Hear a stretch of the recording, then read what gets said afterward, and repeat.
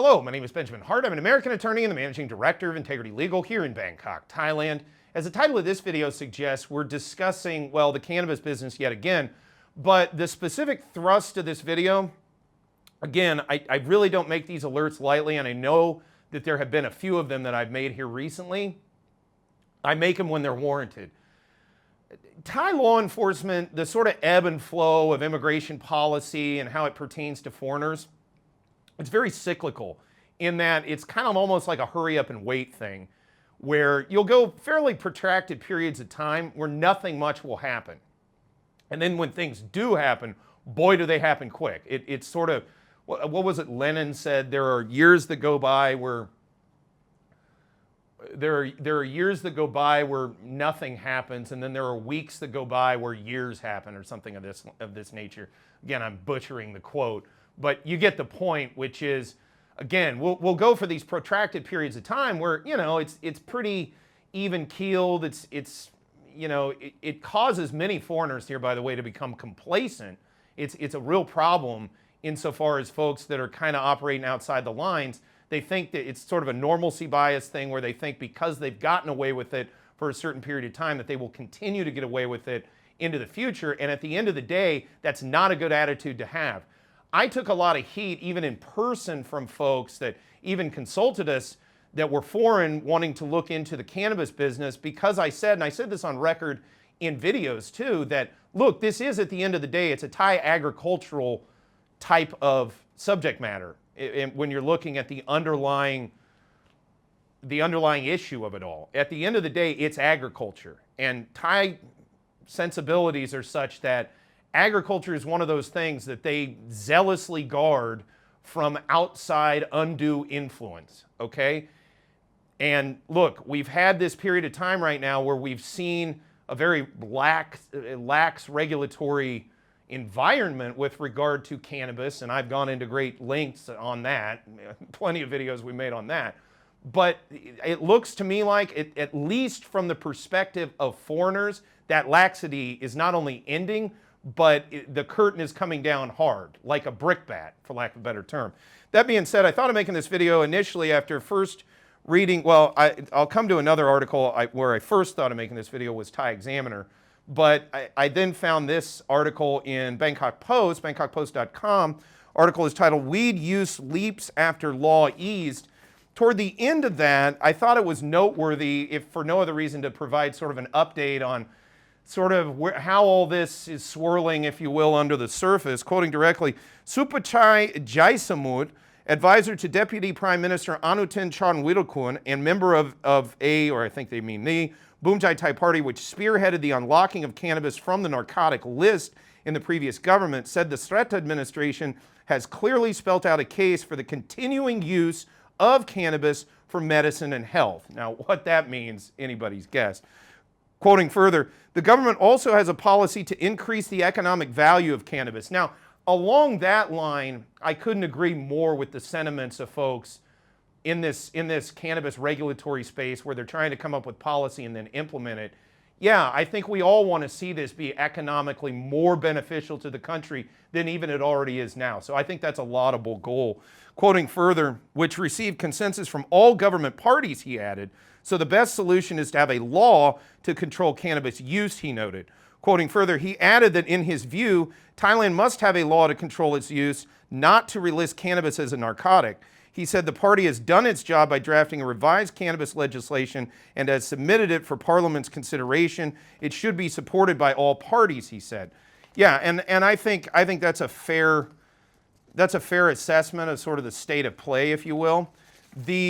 Now, that said, and again, further to the thrust of this video, I thought of making this video initially after reading an article in the Thai Examiner, thaiexaminer.com. Article is titled, Anutin Accepts the PM's Line on Pot. As I said in a prior video, that's not exactly what's happening here. It looks to me like Anutin is sort of compromising because there are bigger issues at play, but at the end of the day, we're all just trying to do what's right, I guess, for the country. And what exactly that is remains to be seen, but it is being hashed out. It's becoming increasingly clear to me that, yes, there are interested parties trying to get this right. Quoting further, he now calls for, but this is key to this video, he now calls for foreigners operating weed shops to be arrested by police. I want to be clear in this video that there is a very big difference in the analysis of how policy is going to be shaped with regard to cannabis generally here in Thailand, and then how cannabis policy is going to be shaped as it pertains to foreigners, because that's two very different things. So, quoting directly, Mr. Onutin made clear his preference for legislation to regulate the industry. Speaking with reporters, he then vented his ire on foreigners who he claimed were operating marijuana or cannabis outlets illegally in Thailand. He called for them to be arrested. Interesting little side note, this isn't the first time that Onutin has vented his ire, if you will, at foreigners. And, you know, I don't mean to laugh at all or take it lightly, but it has been kind of a running theme with him. Quoting further, Interior Minister Onutin turned his attention to the illegal control, and this is interesting, the phraseology here, and again, tip of the hat to Thai Examiner. They're always very good at being precise and very well researched in their publications. Again, let me quote that again. Interior Minister Onutin turned his attention to the illegal control of marijuana shops by foreigners in Thailand. So again, we're not even maybe talking about necessarily legal ownership, but simply some form of practical control seems to be what's being targeted here. Quoting further, he called for all of them to be arrested. Again, this is the reason for the alert. This is pretty serious language. Quoting further, afterward, he turned his fire on foreigners in the marijuana trade. He called for police to pursue foreign owners of cannabis retail outlets and dispensaries. Onutin suggested that many shops are operated without being properly regulated by the Ministry of Public Health. Certainly, this has been a consistent position of the Deputy Prime Minister. In 2022, at the height of parliamentary battles on cannabis, he made it clear that he did not see the drug as something to be linked to foreign tourism. I would kind of disagree on that one. I think cannabis has had a major impact on foreign tourism, and I would also say that's a good thing. You know, anything that we can do to bring in some more foreign tourists, in my opinion, is a good thing. And it also, again, let's really not underestimate the positive benefit that this particular product has had on the overall economy.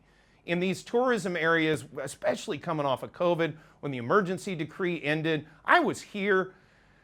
There were tumbleweeds going down the streets in certain places. I mean, Pattaya, main Pattaya was practically deserted, okay?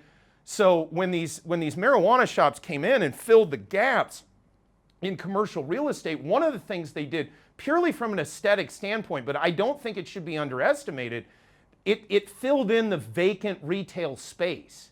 And it makes Thailand look good, that there are shops and businesses and the economy at the street level is operating. You look back at the West right now, and you look at their commercial real estate sector, and you look at their population centers or their business centers or their tourism centers, and many places are closed because retail has been largely gobbled up by online trading platforms and things of this nature. And the upshot is a lot of places that once were very vibrant are now decaying. And this is one of these sort of intangible things that I don't exactly think many even policymakers have really looked at as a major benefit of this cannabis business, if you will. That being said, again, you have to separate the analysis of cannabis generally here in Thailand from the analysis of cannabis policy as it pertains to foreigners, because those are two very different things. And I think it's safe to presume that moving forward, foreigners are going to be under a heightened amount of scrutiny, if not subject to law enforcement activities, if they're involved in the cannabis business.